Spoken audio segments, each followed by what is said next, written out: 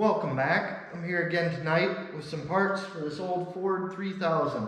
This particular one is a 73. They made this thing from about 65 to, I don't know when they ended, 76 or something like that. But anyway, what I'm going to do is continue on with the hydraulic system. So I've got this aluminum plate which is going to take off the hydraulics in a different spot than what it has had. I kind of cheated a little bit. I do this at night. Part stores aren't necessarily open, so some of this stuff, like, I called around and got some stuff figured out before we actually started. Like this plate, I've already got the fittings in here. Worth mentioning on the fittings, you'll notice that I have a brass extension on one of these fittings. These come rated in different pressure ratings. With this hydraulic system on this tractor, we're going to be somewhere at maxing out at somewhere around 2,500 psi. You can get these rated in 1,500, 3,000, or 4,000, depending on where you get them from, who makes them, all that stuff.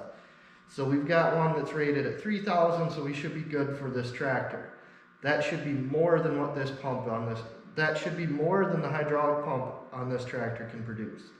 Another side note, make sure that you clean these things out. Like I've run a cleaner through all of these passages to make sure there's no debris from being shipped from God knows where and sitting around for who knows how long. So we've got all this cleaned out. I've got the block off plate cleaned off, and we're ready to go. So I'm just gonna set this camera up in a spot, do a time lapse on it, and not talk anymore. So I'll see you at the end where I give my recap. One more thing before we get started here, you'll notice how clean this is. Anytime you're going to open up a hydraulic system, or any system for that matter, you want to make sure it's nice and clean.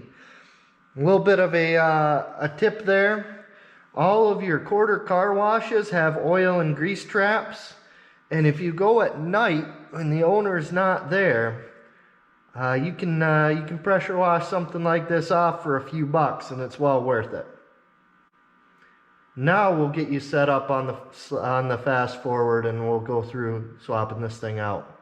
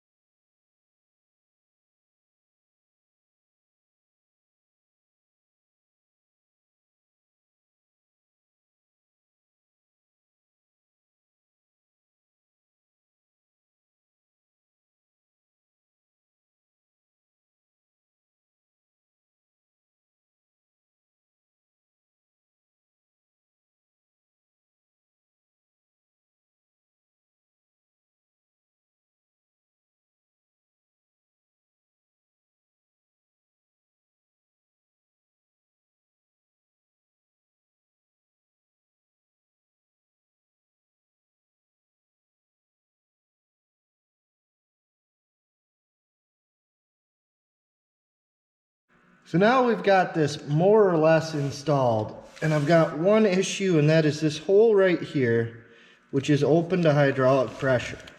Now I have a 1/4 inch pipe plug, which I checked at the store because it was in this bag by just seeing if it was pretty close to the right size. Now here's the problem.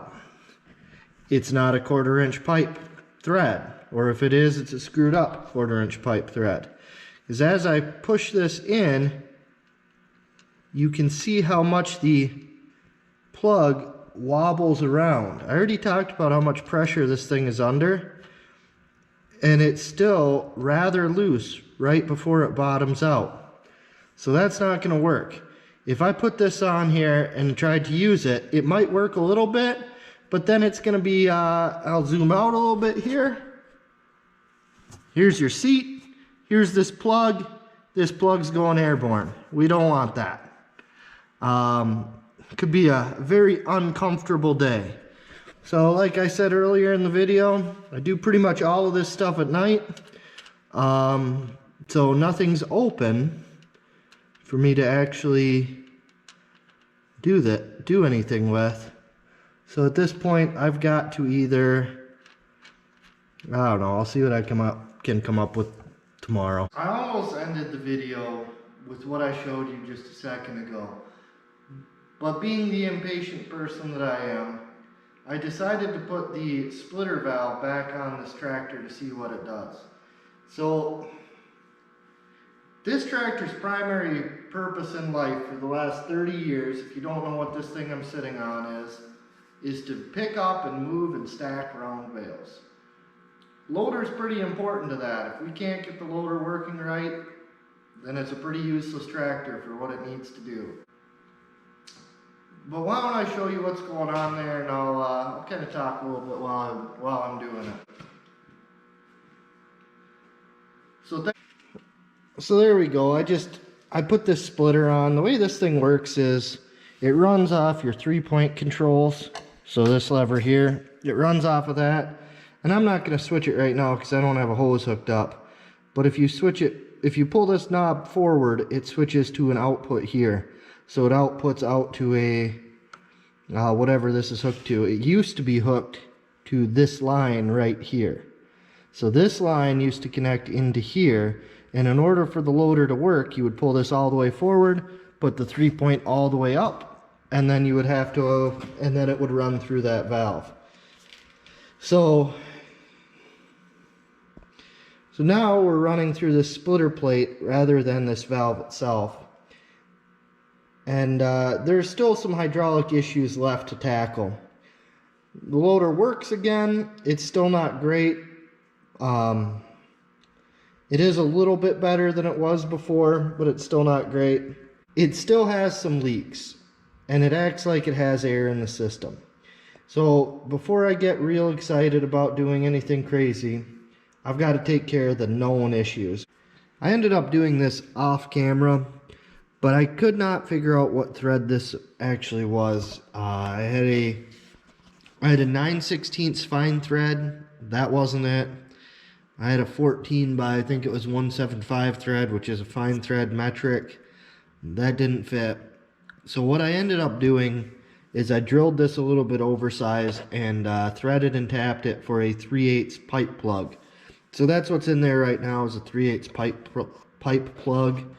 I couldn't find anything on the hydraulic diagram of that being anything else. There's pressure reliefs down inside this plate, so I don't think that's what that should be. Honestly, I think it might be a pressure test port, but it's just there. Thanks for watching, and I'll see you again later.